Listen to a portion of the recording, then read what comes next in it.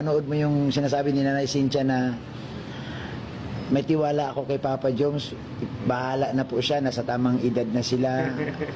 Yung trust baga, anong pakiramdam mo doon na isang nanay ni Carla na may tiwala pala sa iyo, Papa Jones? Yun, salamat po kay Nanay Cynthia kasi sa pagbibigay ng tiwala ng kuya. And ano naman po, apahan ko naman po na yun na ano. Actually, ayoko sanang mga ako kasi parang sabi nila, promise is meant to be broken. Pero ang gagawin na lang po natin, na gagawin na lang natin kung anong tama, tsaka yung di maano yung tiwala. Mas tiwala.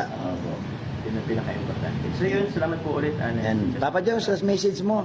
Habang nag-aaral ka, huwag mo kalimutan kahit paano mag-enjoy. Yes. So, maganda naman kuya, di ba? So, okay lang naman mag-focus sa pag-aaral, pero huwag kalimutan mag-enjoy. Tsaka, ingat ka lagi sa school. Yan. Ingat ka sa mga kaklase mo doon.